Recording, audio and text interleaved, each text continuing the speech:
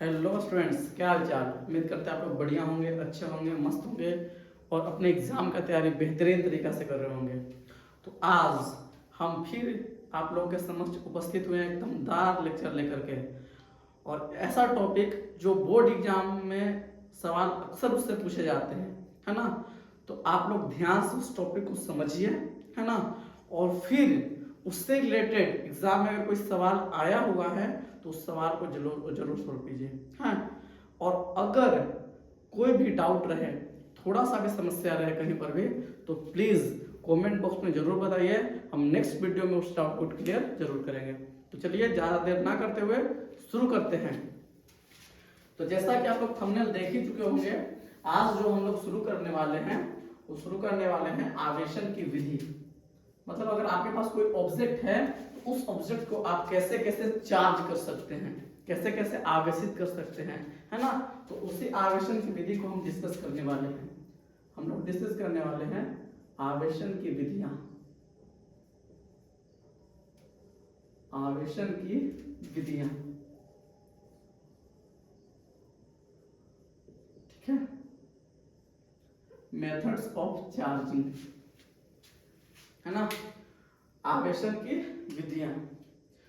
तो एक वस्तु को चार्ज करने का बाबू मेन 3 मेथड होता है। 3 तरीका से आप किसी वस्तु को चार्ज कर सकते हैं, ठीक है ना। क्या क्या होता है समझिए। मतलब किसी वस्तु को आवेशित करने की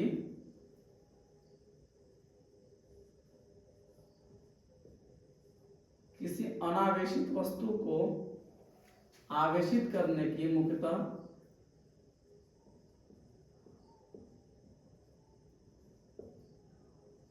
अनावेशित वस्तु को आवेशित करने की मुख्यतः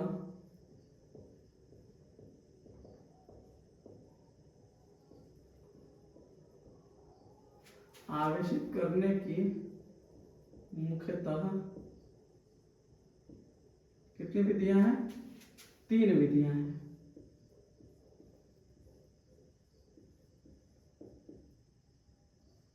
तीन विधियां हैं, ठीक है। क्या क्या है जी? अच्छा, आवेशित करने का मतलब समझ रहे हैं। अनावेशित वस्तु मतलब, है ना, अनावेशित क्या का हम बताए भी हैं। अनावेशित का मतलब है कि अगर आपके पास कोई ऑब्जेक्ट है और इस ऑब्जेक्ट के अंदर जितना इलेक्ट्रॉन है, इलेक्ट्रॉन का मतलब जितना इसमें निगेटिव चार्ज है, अगर उतना ही पॉजिटिव चार्ज है, मतलब उतना ही अगर प्रोटॉन रहे पॉजिटिव चार्ज, तो ये वस्तु क्या होगा, इस पर टोटल चार्ज 0 होगा और ये वस्तु इस कंडीशन में क्या होगा, अनावेशित होगा, न्यूट्रल होगा। अगर कोई वस्तु को बोल रहे अनावेशित, अनावेशित होने का मतलब ऐसा नहीं है कि उस वस्तु के अंदर चार्ज ही नहीं है, नहीं। अगर कोई वस्तु अनावेशित है तो अनावेशित होने का मतलब सिर्फ इतना है कि उस वस्तु के अंदर जितना निगेटिव चार्ज है उतना ही पॉजिटिव चार्ज है ना। और निगेटिव चार्ज और पॉजिटिव चार्ज इक्वल अमाउंट में होने के चलते उस वस्तु पर टोटल चार्ज क्या है, 0 है। समझ में आ रहा बात? अच्छा, और अगर कोई वस्तु को हमको आवेशित करना है तो हम बताए हैं पिछले लेक्चर में कि कोई भी वस्तु के आवेशित होने के पीछे का सबसे बड़ा वजह होता है इलेक्ट्रॉन। अगर किसी वस्तु को हमको आवेशित करना है तो कैसे भी या तो उससे इलेक्ट्रॉन निकाल लिया जाए या तो उसको इलेक्ट्रॉन दे दिया जाए। अगर किसी वस्तु से इलेक्ट्रॉन को हम निकालते हैं तो उस पर आता है पॉजिटिव चार्ज, और अगर किसी वस्तु पर हम इलेक्ट्रॉन देते हैं तो उस पर आता है नेगेटिव चार्ज। ये सब बात हम पिछले लेक्चर में डिस्कस कर चुके हैं। अगर आप पिछले लेक्चर को ना देखे हैं तो प्लीज आप उसको देख करके आइए, ठीक है। अच्छा, तो आवेशित किसी भी अनावेशित वस्तु को आवेशित करने की 3 विधियां हैं, ठीक है। तो तीनों में से सबसे पहला जो विधि है, सबसे पहला विधि है घर्षण विधि, घर्षण विधि, ठीक है, फ्रिक्शन मेथड। अब फ्रिक्शन मेथड में होता क्या है, सिंपल बात समझिए, है ना। आपके पास 2 ऑब्जेक्ट है ना, 2 वस्तु है आपके पास, एक वस्तु A है और एक वस्तु B है। 2 वस्तु है आपके पास।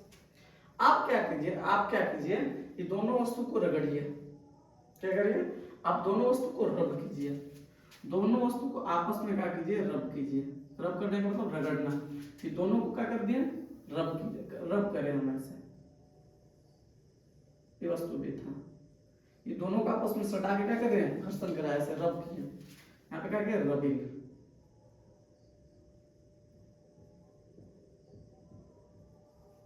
घर्षण किया, तो रब करने के पश्चात होगा क्या, रबिंग के पश्चात होगा क्या, होगा उत्पन्न होगा थर्मल एनर्जी, मतलब उष्मीय ऊर्जा, उष्मीय ऊर्जा। आप ध्यान से आप लोग देखे भी होंगे ऐसा कि आपके पास दो ऑब्जेक्ट है, वो दोनों कैसे ऐसे रगड़िएगा, अपने हाथ को ही रगड़िए ना ऐसे, आप पाएंगे कि कुछ समय पश्चात आपका हाथ गर्म हो जा रहा है। बात वही है, अगर दो ऑब्जेक्ट को आपस में रगड़ा जाता है तो रगड़ने के पश्चात क्या होगा, उत्पन्न होता है कौन ऊर्जा, उष्मीय ऊर्जा। और ये उष्मीय ऊर्जा जैसे ही उत्पन्न होगा तो इस उष्मीय ऊर्जा को इसके अंदर, इसके बाहरी मतलब इसके अंदर एटम होगा ना भाई, जो भी वस्तु है दुनिया में, कोई भी ऑब्जेक्ट है, कोई भी वस्तु है, तो किससे मिलकर बना है, परमाणु से मिलकर बना है ना। और परमाणु के अंदर क्या होता है, परमाणु के अंदर होता है प्रोटॉन, इलेक्ट्रॉन, न्यूट्रॉन होता है कि नहीं होता है। और सबसे बाहरी कौन रहता है, बाहर कौन रहता है, इलेक्ट्रॉन रहता है जी। बस क्या होगा, जैसे ही घर्षण, दोनों को घर्षण कराएंगे, घर्षण कराने के बाद उत्पन्न होगा उष्मीय ऊर्जा, और इस उष्मीय ऊर्जा को इसके अंदर के एटम में जो इलेक्ट्रॉन उपस्थित होगा वो इस उष्मीय ऊर्जा को ग्रहण कर लेगा, और जैसे ही ग्रहण करेगा उसको बर्दाश्त नहीं होगा। अरे इलेक्ट्रॉन पूछे जाके तो ये है, तब कुल एनर्जी मिलता है, बर्दाश्त नहीं होता है, फटफड़ाने लगता है, करने जाए है कि नहीं बात। तो वही इलेक्ट्रॉन क्या करेगा, जैसे वो इस उष्मीय ऊर्जा को ग्रहण करेगा, तो ग्रहण करने के पश्चात क्या होगा, उसे बर्दाश्त नहीं होगा, तो इलेक्ट्रॉन क्या होगा, या तो इधर से इधर या इधर से इधर भागना शुरू कर देगा, है कि बात। मान लीजिए इधर से इलेक्ट्रॉन, इधर वाला इलेक्ट्रॉन इधर भागा, इधर से 3 इलेक्ट्रॉन इधर भाग गया। अब कने से कने इलेक्ट्रॉन जाएगा, वो डिपेंड करता है कि कौन सा वस्तु ज्यादा इलेक्ट्रोपॉजिटिव है और कौन सा वस्तु ज्यादा इलेक्ट्रोनेगेटिव है। उतना डिटेल में हमको नहीं जानना है, सिंपल जानिए यहाँ से इलेक्ट्रॉन निकल करके इधर चला गया, और जैसे ही इधर गया इलेक्ट्रॉन जाने के पश्चात फिर दोनों को जब रगड़ करके अलग अलग सेपरेट कर दिए, तो हुआ कि इस वस्तु से इलेक्ट्रॉन इसमें गया, मतलब इस वस्तु में इलेक्ट्रॉन का कमी हुआ, इलेक्ट्रॉन का कमी मतलब निगेटिव चार्ज का कमी, और इसमें निगेटिव चार्ज का कमी हुआ, तो इस वस्तु पर कौन चार्ज आ गया, पॉजिटिव चार्ज आ गया, इस वस्तु पर आ गया पॉजिटिव चार्ज, ठीक है। और ई वस्तु का हुआ, ई वस्तु पर इलेक्ट्रॉन बढ़ा, क्योंकि इलेक्ट्रॉन इधर से 3 इधर आया, और जब ये वस्तु पर इलेक्ट्रॉन बढ़ा, इलेक्ट्रॉन बढ़ने का मतलब इस पर निगेटिव चार्ज बढ़ा, और निगेटिव चार्ज बढ़ा तो ये वस्तु का होगा निगेटिव चार्ज से आवेशित हो गया, ठीक है, समझ में आया। तो हमने कहा कि दोनों वस्तु अनावेशित जो था, स्टार्टिंग में हम दोनों को क्या कर दिए, आवेशित कर दिए। इस विधि को कहा गया घर्षण विधि, घर्षण द्वारा आवेशन, समझ में आ रहा है। अच्छा, अब एक बात और समझिएगा यहाँ पे कि इस कंडीशन में देखिए, आवेशित तो हो गया वस्तु, लेकिन आवेशित होने के साथ यहाँ पे दोनों के मास में भी परिवर्तन होता है, समझ में आ रहा है ना। इस कंडीशन में क्या हो गया, दोनों वस्तु आवेशित तो हो गया, लेकिन इस स्थिति में क्या हो गया, मास में भी परिवर्तन होगा, मास भी बदलेगा दोनों ऑब्जेक्ट का, है ना। तो यहाँ पे एक बात ये भी हम लिख देते हैं कि इस स्थिति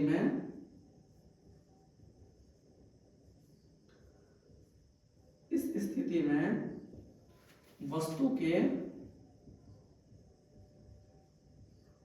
द्रव्यमान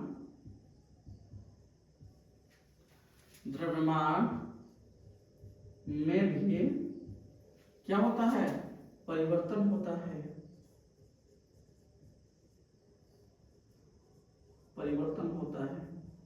अब कैसे परिवर्तन होता है सुनिए। एक बात बताइए, अगर इलेक्ट्रॉन इधर से इधर गया, इलेक्ट्रॉन ए से बी में गया, तो इलेक्ट्रॉन अपन साथ अपना मास भी तो लेके गया होगा, ऐसा थोड़ा है कि भाई मास हम मुझे छोड़ देते हैं, हम अकेले जाते हैं खाली। जैसे आप लोग ही हैं, तो आप लोग जब अपने कोचिंग में आते हैं, स्कूल में जाते हैं, कहीं पर भी जाते हैं, तो क्या आपका जो द्रव्यमान है, आपका जो वेट है, वो घर पे रख के आते हैं क्या, नहीं, आप लोग लेके जाते हैं साथ में, आपके साथ आपका वेट भी ट्रेवल करता है।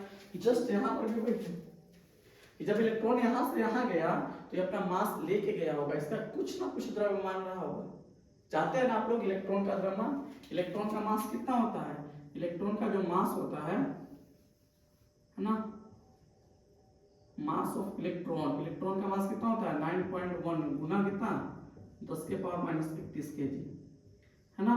और चार्ज ऑन इलेक्ट्रॉन कितना होता है, चार्ज ऑन इलेक्ट्रॉन क्यू मतलब चार्ज ऑन इलेक्ट्रॉन कितना होता है 1.6 गुना 10 के पावर माइनस 19 कूलम होता है ना, निगेटिव में होता है लेकिन, ठीक है। अब एक बात बताइए, इस कंडीशन में अगर मास वेरिएबल होगा तो अगर इधर से इधर इलेक्ट्रॉन गया है तो जाहिर सी बात है कि इधर वाला 3 को इलेक्ट्रॉन इधर अपन मास को भी लेके गया होगा, तो 3 इलेक्ट्रॉन इधर से मास भी लेके गया तो इधर 3 इलेक्ट्रॉन का मास घट गया होगा, इधर 3 इलेक्ट्रॉन का मास घट गया होगा और इधर 3 इलेक्ट्रॉन का मास बढ़ गया होगा।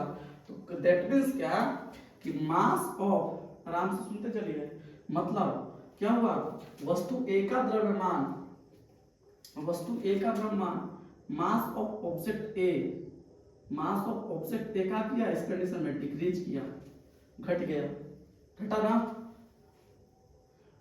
मास ऑफ ऑब्जेक्ट ए क्या हुआ घट गया, घट गया, है ना, जबकि मास ऑफ ऑब्जेक्ट बी जो है नौका हो गया बढ़ गया, बढ़ गया। क्यों घटा क्यों बढ़ा ये तो समझ में आ गया होगा आप लोगों को, ठीक है। तो ये बात है, ये घर्षण विधि। अच्छा एक बात और जान लीजिए, इस विधि के द्वारा हम किसको चार्ज करते हैं, तो इस विधि के द्वारा हम लोग जो इंसुलेटर्स होते हैं, जो अचालक पदार्थ होते हैं, कुचालक जो होते हैं उसको चार्ज किया जाता है, उसको आवेशित किया जाता है ना। तो ये भी हम लिख देते हैं कि इस विधि के द्वारा, है ना, इस विधि के द्वारा, विधि के द्वारा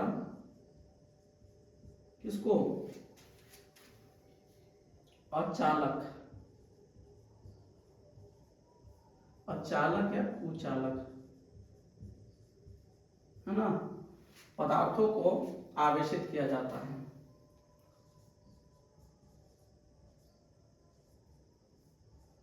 पदार्थों को आवेशित किया जाता है, ठीक है। ये है घर्षण विधि, समझ में आ गया होगा उम्मीद करते हैं। अब बात आता है कि सर अगर इसका डिफिनेशन लिखने के लिए आएगा तो घर्षण द्वारा जो आवेशन है उसके बारे में आप लिखिए, तो कैसे लिखेंगे, यहाँ देख लीजिए, यहाँ अट जाएगा, ध्यान से देख लीजिए, ठीक है। क्या लिखेंगे कि जब दो वस्तुओं को या जब दो अचालक पदार्थों को, ऐसे लिखते हैं बस अच्छा लगेगा, जब दो अचालक पदार्थों को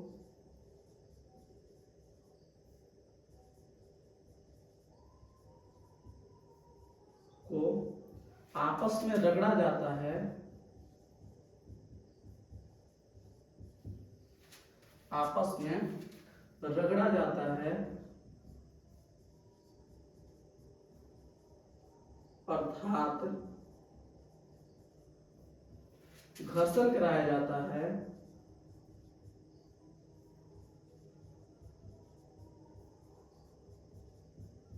जाता है, तो इलेक्ट्रॉन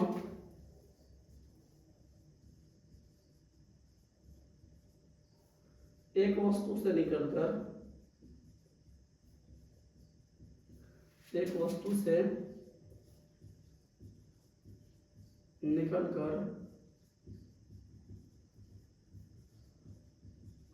दूसरे वस्तु में चला जाता है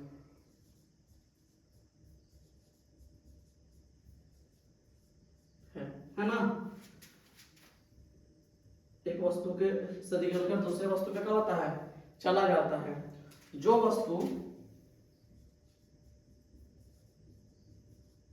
इलेक्ट्रॉन का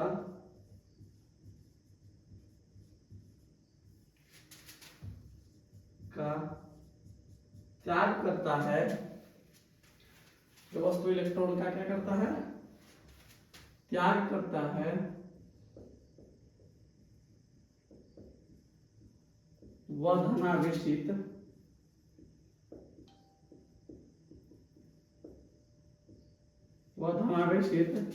तथा जो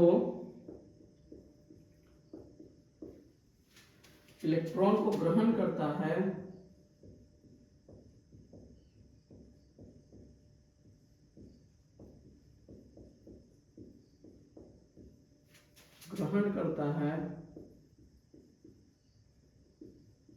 वह ऋणावेशित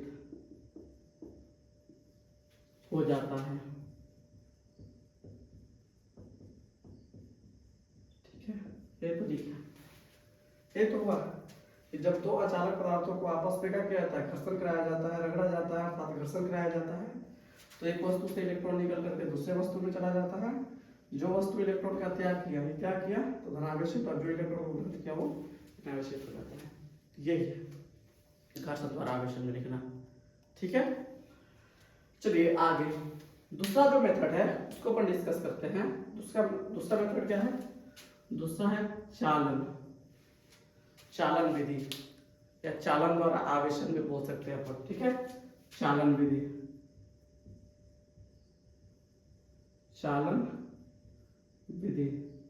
कंडक्शन मेथड, कंडक्शन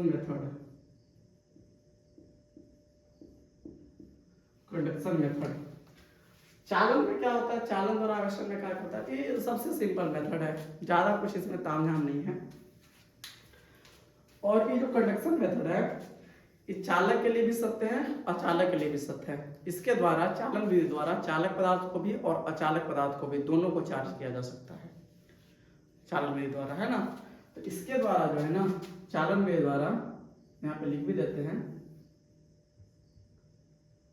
इसके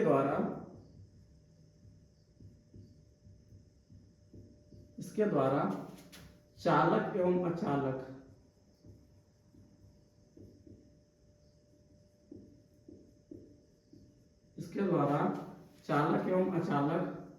दोनों पदार्थों को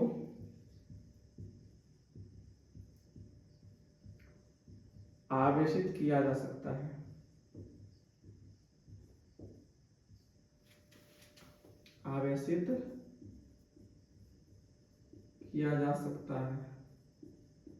ठीक है जी, बहुत बढ़िया। अच्छा, इसमें करते क्या है? सिंपल मेथड है कि आपके पास अगर कोई, मान लीजिए अनावेशित वस्तु है, इस पर कोई चार्ज नहीं है। कोई चार्ज नहीं होने का मतलब हम बता ही दिए हैं, इसके अंदर जितना निगेटिव चार्ज है उतना पॉजिटिव चार्ज है। मतलब अभी इस पर टोटल चार्ज क्या है? 0 है। इस पर अभी टोटल चार्ज इस पर क्या है? 0, कोई आवेश नहीं। ठीक है, अब हमने क्या किया, इस ऑब्जेक्ट को नाम दे दीजिए ए। हमने एक और ऑब्जेक्ट लेके आया, वो आवेशित था।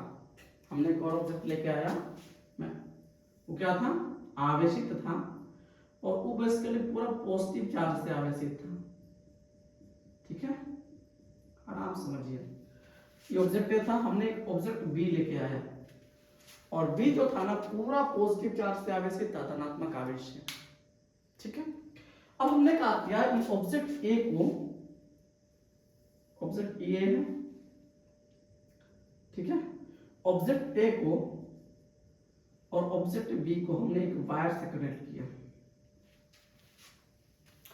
जैसे ही वायर से कनेक्ट करेंगे, इसमें जो पॉजिटिव चार्ज है फ्लो करेगा, क्योंकि आपको पता है, आप लोग जानते हैं कि जो आवेश का प्रवाह होता है, पॉजिटिव चार्ज का हम बोल रहे हैं, वो उच्च विभव से निम्न विभव की ओर होता है, higher potential to lower potential. अरे होता है ना, जब इलेक्ट्रॉन का प्रवाह lower potential to higher potential होता है, उल्टा होता है इलेक्ट्रॉन का, निगेटिव है ना। तो ये जो पॉजिटिव चार्ज है, पॉजिटिव चार्ज का फ्लो किधर से किधर होगा? Higher potential to lower potential. तो इसका पोटेंशियल अभी हाई है, क्योंकि इस पे पॉजिटिव चार्ज है, इसका पोटेंशियल ज्यादा है। इसका पोटेंशियल क्या है? इस पर तो कोई चार्ज ही नहीं, इसका पोटेंशियल ऐसे कम है। तो चार्ज क्या करेगा? इधर से कुछ चार्ज जब फ्लो कर जाएगा, ठीक है, और कुछ चार्ज जब फ्लो कर जाएगा, तो फ्लो करने के बाद होगा क्या जी? फ्लो करने के बाद क्या होगा? फ्लो करने के बाद होगा कुछ ऐसा कि जब जब दोनों को जब सेपरेट करेंगे तो सेपरेट करने के बाद मान लीजिए ऑब्जेक्ट ए था, ये ऑब्जेक्ट बी है, सेपरेट जब दोनों को करेंगे, दोनों को सेपरेट करेंगे तो इस पर कुछ पॉजिटिव चार्ज आ जाएगा, ठीक है। अब ऐसा नहीं कि इस पर पॉजिटिव चार्ज नहीं रहेगा, रहेगा। अब ऐसा थोड़ी कि पूरा चार्ज इधर से जाएगा, पूरा नहीं जाएगा। ये चार्ज इधर से इधर तब तक जाएगा जब तक कि दोनों का पोटेंशियल सेम ना हो जाए। जैसे दोनों का पोटेंशियल सेम होगा तो वैसे ही चार्ज इधर से इधर फ्लो करना बंद हो जाएगा। सर पोटेंशियल क्या होता है आगे पता चलेगा, टेंशन क्या लगता है भाई, अगर पढ़ा होगा तो समय तो हल्का फुल्का तो पता होगा, है ना। अभी आप लोग लास्ट से पोटेंशियल ही नहीं पता है चलिए डांट नहीं रहे, समझिए। तो होगा क्या, इधर से इधर ये वाला जो चार्ज है पॉजिटिव वाला इधर से इधर तब तक आएगा जब तक कि दोनों का पोटेंशियल सेम ना हो जाए। जैसे दोनों का पोटेंशियल सेम हो जाएगा ये चार्ज का फ्लो होना क्या हो जाएगा, बंद हो जाएगा। और बंद हो जाएगा, दोनों को अलग कर दीजिए तो इस पर कुछ पॉजिटिव चार्ज आया, है ना, इस पर कुछ पॉजिटिव चार्ज आ गया। ये मेरा वस्तु ए था और ये वस्तु क्या था, बी था। तो इस प्रकार हमने ऑब्जेक्ट ए को क्या कर दिया, आवेशित कर लिया। अगर दोनों आइडेंटिकल ऑब्जेक्ट होगा, आराम से सुनिए जो बोल रहे हैं, अगर ये दोनों ऑब्जेक्ट अगर आइडेंटिकल होगा, आइडेंटिकल होने का मतलब इसका शेप, साइज, है ना, मटेरियल सब सेम रहे, तब जो आवेश बटेगा दोनों पर, जो चार्ज बटेगा वो समान बटेगा, ठीक है। क्या बोल रहे अपन, अगर दोनों ऑब्जेक्ट आइडेंटिकल हुआ तो उस कंडीशन में ये दोनों पर जो चार्ज बटेगा वो समान बटेगा, है ना। जैसे हम यहाँ पे बात भी लिख भी देते हैं यहाँ पे, for identical object, identical object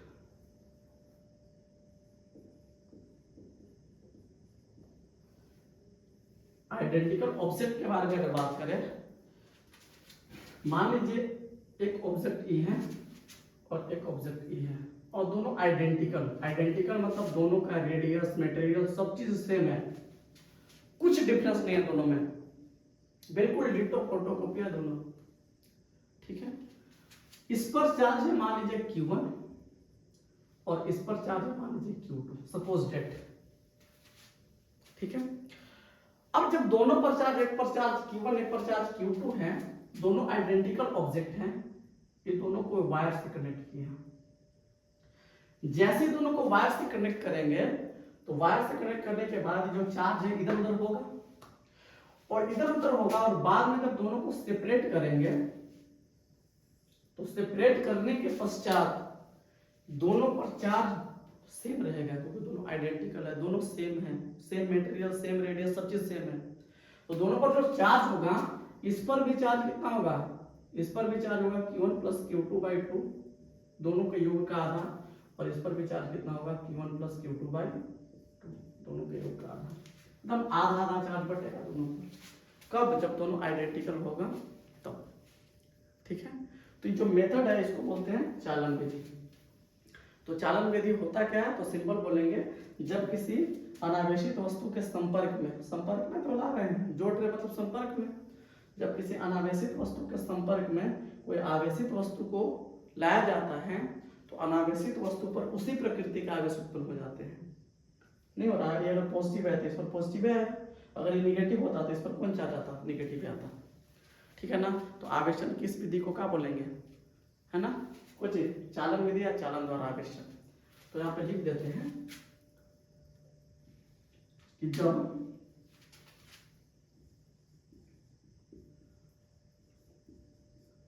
जब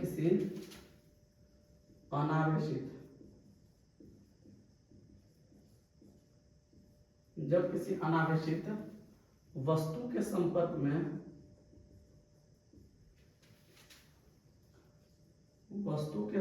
में कोई आवेशित वस्तु लाया जाता है,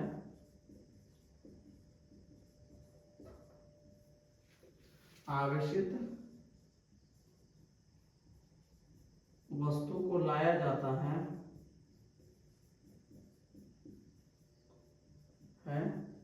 तो अनावेशित वस्तु पर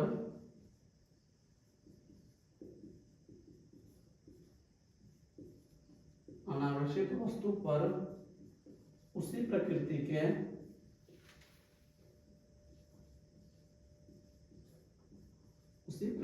के आवेश उत्पन्न हो जाते हैं।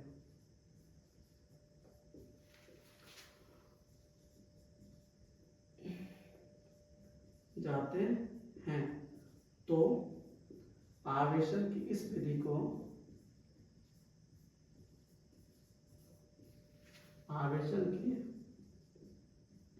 इस विधि को चालन विधि कहा जाता है। ठीक है, सिंपल। हम लोगों ने दो मेथड डिस्कस किया, पहला घर्षण विधि, दूसरा चालन विधि। उम्मीद करते हैं आप लोगों को समझ में आया होगा इतना। ठीक है, एक आखिरी मेथड है, उसको भी अपन डिस्कस कर लेते हैं। ठीक है, जल्दी से डिस्कस कर लेंगे, ज़्यादा देर नहीं करेंगे उसमें भी। ठीक है, आप लोग जल्दी से वीडियो को रोकिए और इसको लिख लीजिए। ठीक है, चलिए डिस्कस करते हैं थर्ड मेथड। तीसरा विधि क्या है?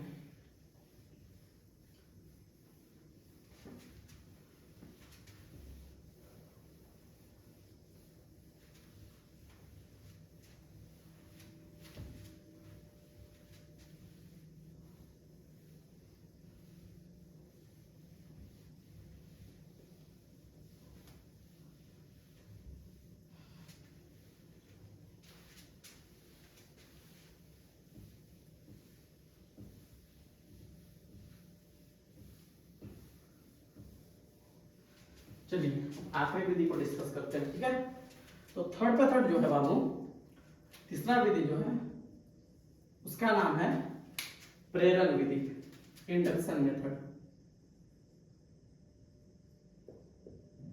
प्रेरण विधि, इंडक्शन मेथड, इंडक्शन मेथड।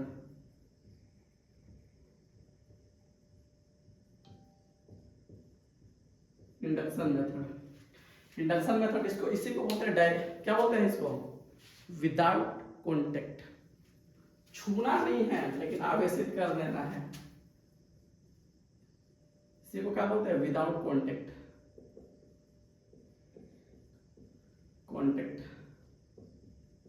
पीछे वाला हमें बताइए, चालन विधि में तो कॉन्टेक्ट करवाए, उसका मतलब था डायरेक्ट कॉन्टेक्ट। इसमें क्या था? इसमें क्या है? Without contact. यहाँ पे टच नहीं करवाना है, मतलब दूर दूर से काम हो जाना चाहिए, आंखों में। हाँ वही वाला। चलिए समझते आएंगे, है ना? बिना छू, मतलब बिना टच करवाए आवेशित करना है इसको। ठीक है, चलिए देखते हैं। देखिए इसमें करते क्या है, मान ली, और ये जो मेथड है प्रेरण विधि, इंडक्शन मेथड जो है, कि चालक पदार्थ के लिए क्या है, मतलब चालक पदार्थ के लिए इसके द्वारा चालक पदार्थों को आवेशित किया जाता है। सिंपल बात याद रखेंगे, इसके द्वारा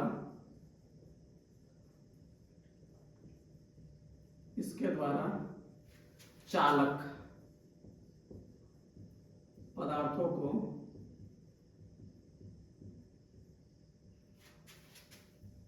आवेशित किया जाता है।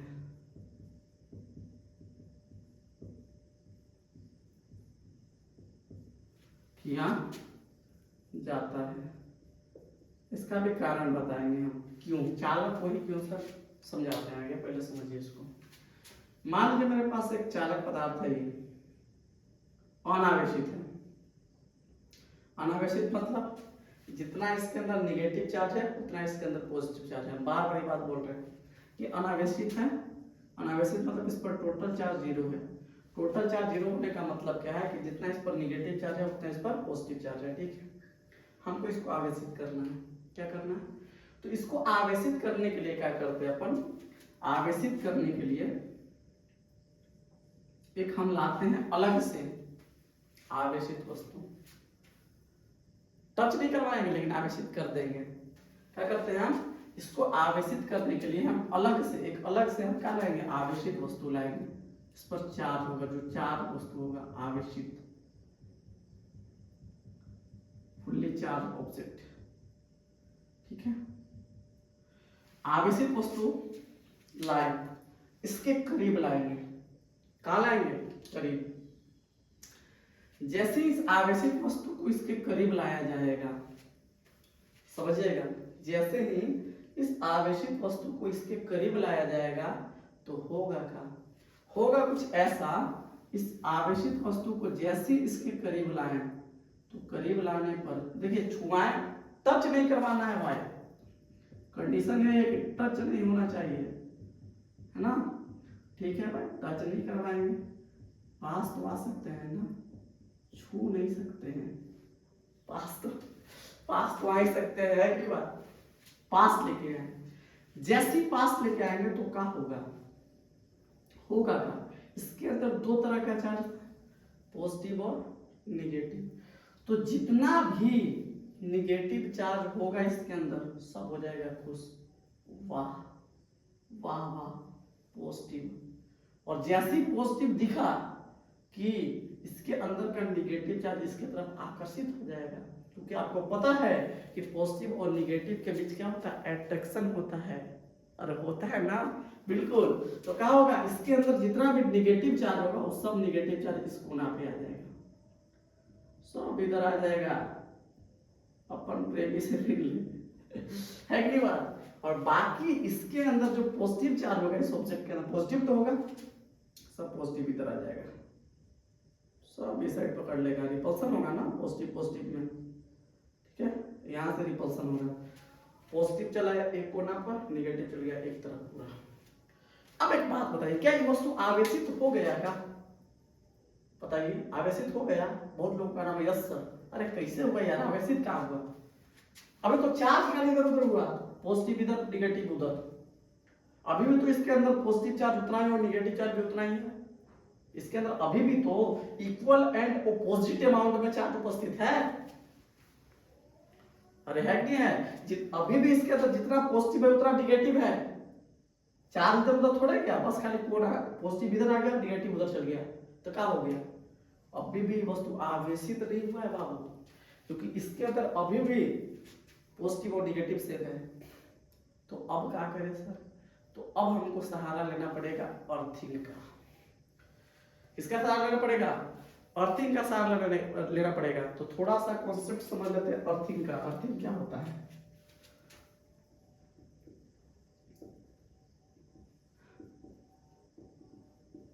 थोड़ा सा अर्थिंग को समझ लेते हैं। अर्थिंग मतलब होता है भूसंपर्क,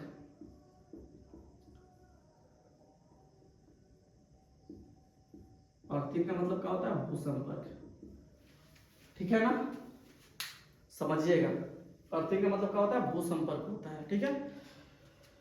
अब अर्थिंग क्या करते हैं, पता है, भूसंपर्क मतलब भूमि के साथ संपर्क, अर्थिंग का मतलब किसके साथ संपर्क, भूमि के साथ, भूमि मतलब धरती माता, और धरती माता है क्या, हमारी जो धरती माता है वो ओशियन ऑफ इलेक्ट्रॉन है, इलेक्ट्रॉन का महासागर है धरती माता, भर भर के इलेक्ट्रॉन पड़ा है धरती माता के पास, जिसको इलेक्ट्रॉन चाहिए उसे इलेक्ट्रॉन दे देता है, और जिससे कोई इलेक्ट्रॉन नहीं चाहिए उससे इलेक्ट्रॉन ले लेती है। धरती माता बहुत दयालु है, वैसे भी माता होबे करती है दयालु, है नहीं बात।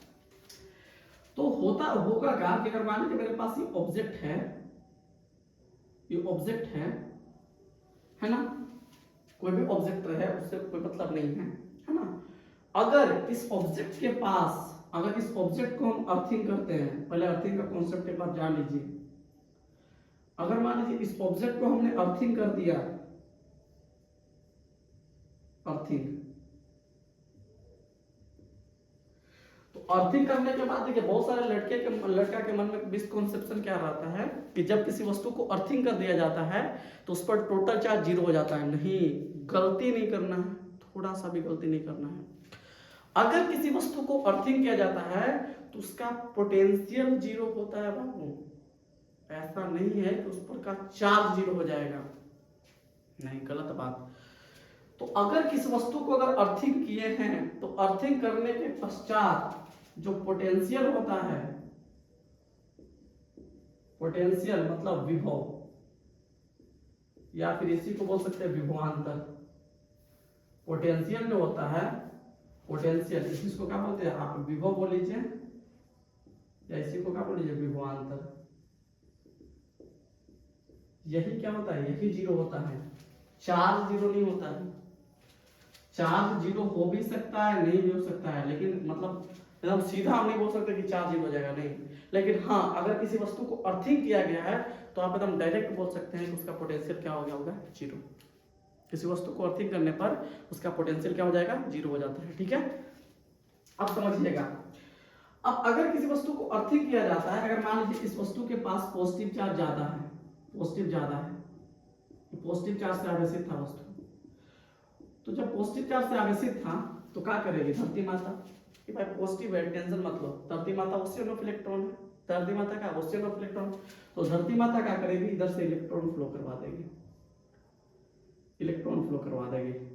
और जैसे इधर से इलेक्ट्रॉन फ्लो करेगा, इलेक्ट्रॉन जैसे ही फ्लो करेगा सब पॉजिटिव पॉजिटिव के साथ मिलकर मिल जाएगा, है ना, और मिल जाएगा, उसको न्यूट्रल कर देगा। और ज्यादा देर तक रखेंगे तो निगेटिव चार्ज से आवेशित हो जाएगा वस्तु, कोई चार्ज से आवेशित हो जाएगा निगेटिव। ठीक है, मतलब इस कंडीशन में इलेक्ट्रॉन का जो फ्लो हो रहा है वो करने में हो रहा है अर्थ टू बॉडी। जब वस्तु पॉजिटिव चार्ज से आवेशित है तो इलेक्ट्रॉन का फ्लो करने से क्या हो रहा है, अर्थ टू बॉडी, है ना, अर्थ टू बॉडी। तो अगर इलेक्ट्रॉन जा रहा है इधर से इधर, जाहिर सी बात है कि विद्युत धारा एक उल्टा चलेगा, तो विद्युत धारा के जो प्रवाह की दिशा होता है वो इलेक्ट्रॉन की दिशा के ऑपोजिट होता है।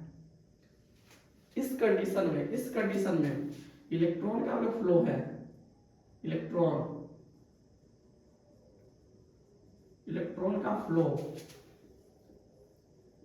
करना है, इलेक्ट्रॉन का फ्लो है, कौन चीज करना है बताइए, earth to body, earth to body. तो करंट का फ्लो करना होगा, फ्लो ऑफ करंट,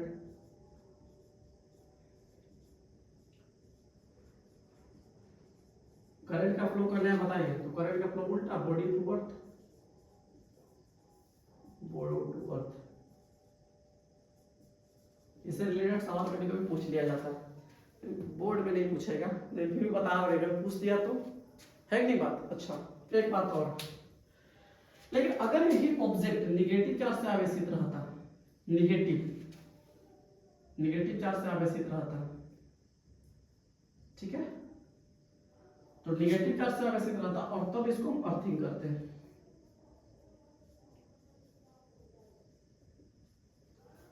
तो निगेटिव चार्ज से आवेशित इसको अर्थिंग करता है, ऐसा नहीं कि इसका पोटेंशियल जीरो नहीं, अभी भी इसका पोटेंशियल जीरो हो जाता है, पोटेंशियल अभी भी जीरो रहेगा, इसका पोटेंशियल अभी भी जीरो रहेगा। ठीक है, क्योंकि जैसे कोई वस्तु को अर्थिंग किया जाता है उसका पोटेंशियल जीरो हो जाता है। सही है, चार्ज के बारे में कुछ नहीं कहा जा सकता है। तो अब क्या होगा, अब इसके पास ऑलरेडी इलेक्ट्रॉन ज्यादा है, नेगेटिव ज्यादा मतलब इलेक्ट्रॉन ऑलरेडी ज्यादा है। अभी तो भाई फिराक में कोई ले हमरा से, भाई ले, धरती माता की टेंशन में क्या लेता है भाई, दे दो ले लो, तो इधर इलेक्ट्रॉन फ्लो कर जाएगा धरती माता में, इधर का पोटेंशियल ज्यादा है तो इधर से इलेक्ट्रॉन इधर फ्लो कर जाएगा। सही है, इलेक्ट्रॉन इधर से इधर क्या कर जाएगा, फ्लो कर जाएगा। और जैसे इलेक्ट्रॉन इधर से इधर फ्लो करेगा तो यहाँ पे जो करंट बनेगा, करंट इधर से किधर बनेगा, उल्टा बनेगा, करंट इधर से इधर बनेगा, करंट ठीक है, ये बात याद रखिएगा आप लोग। तो इस कंडीशन में क्या हो रहा है, यहाँ पे फ्लो ऑफ इलेक्ट्रॉन जो है ना, फ्लो ऑफ इलेक्ट्रॉन, इलेक्ट्रॉन का जो फ्लो हो रहा है वो करने से करने हो रहा है बताइए, यहाँ पे इलेक्ट्रॉन का फ्लो जो हो रहा है वो करने से करने हो रहा है बताइए, बॉडी टू अर्थ, उल्टा हो रहा है, body to earth.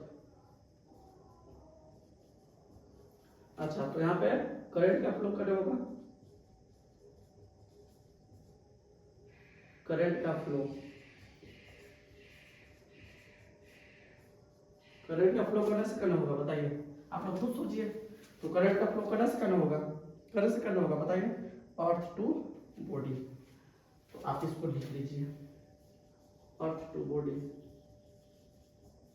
Earth to body. सही है, ये बात समझाना था अर्थिंग से रिलेटेड, समझ गए। बस अब यहाँ से आइए, आते हैं अपने टॉपिक पे।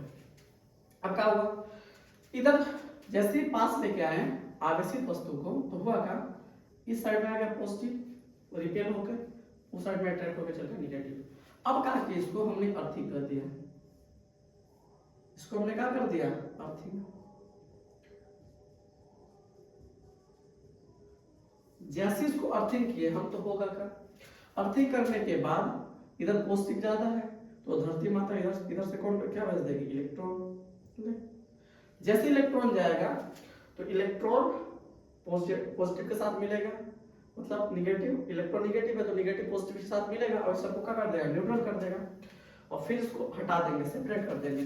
तो जैसे इसको फिर हटाएंगे तो हटाने के बाद इधर वाला तो सब न्यूट्रल हो गया, और जब न्यूट्रल हो गया तो इसके अंदर खाली क्या बच जाएगा, निगेटिव चार्ज बच जाएगा।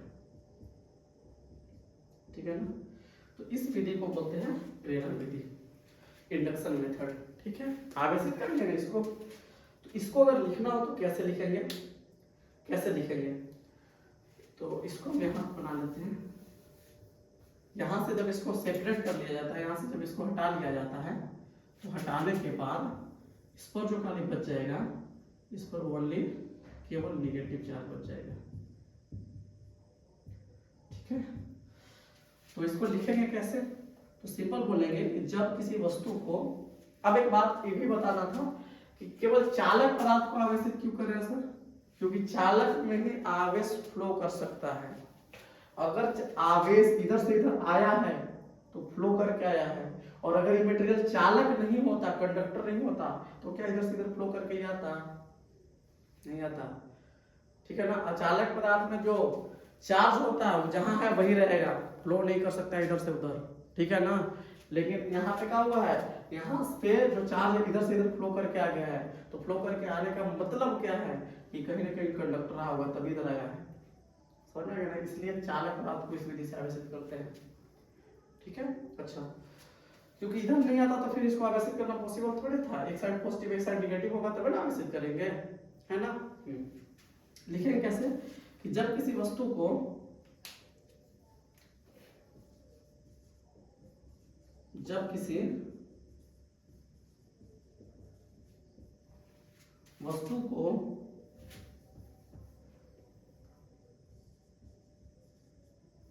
वस्तु को बिना कोई आवेशित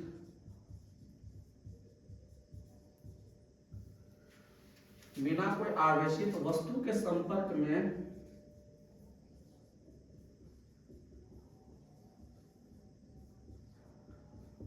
लाए बिना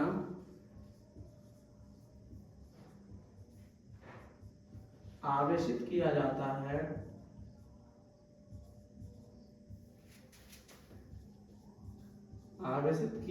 है,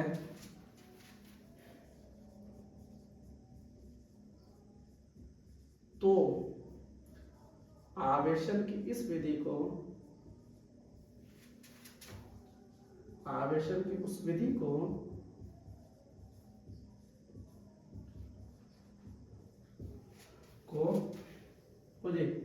प्रेरण द्वारा आवेशन कहा जाता है, प्रेरण विधि कहा जाता है, प्रेरण द्वारा आवेशन कहा जाता है।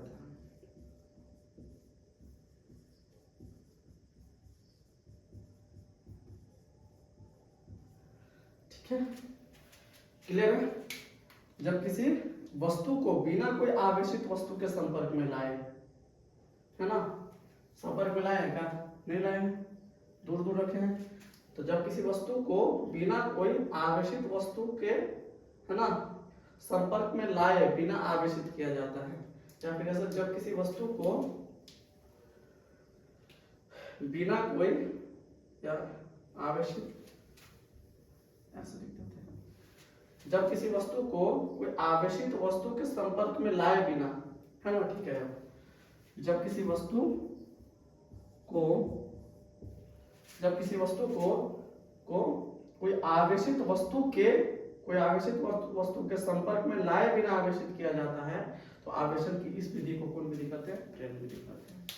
ठीक है, उम्मीद करते हैं आप लोग को ढंग से समझ में आया होगा। इतना के बावजूद भी अगर कोई डाउट है तो प्लीज़ कमेंट बॉक्स में ज़रूर बताइएगा, है ना। आज के लिए इतना ही रहने देते हैं। आप लोग बढ़िया से तैयारी कीजिए। और हाँ, कैसा लग रहा है वीडियो, मेरे पढ़ाने का तरीका, मेरा कंटेंट जो भी है, जैसा भी लगे कमेंट बॉक्स पे ज़रूर बताइएगा, क्योंकि आपका रिस्पॉन्स ही आगे के जर्नी को मेरा तय करेगा, है ना। हम आगे, अगर आप लोग को अगर मतलब किसी भी प्रकार का कोई त्रुटि हो तो ज़रूर बताइएगा, हम उस त्रुटि को सुधार करने का प्रयास करेंगे, ठीक है। हो सकता है वीडियो क्वालिटी में थोड़ा सा इधर उधर लग रहा होगा, हो सकता है, क्योंकि हम ये जो लेक्चर है मोबाइल से रिकॉर्ड कर रहे हैं, तो हल्का फुल्का वीडियो क्वालिटी इधर उधर हो रहा होगा, तो प्लीज़ मैनेज कर लीजिएगा, ठीक है। बाकी कंटेंट के लिए आप लोग जरूर बताइएगा कैसा लग रहा है क्लास, ठीक है। आज के लिए इतना ही रहते हैं। Goodbye, best of luck, thank you.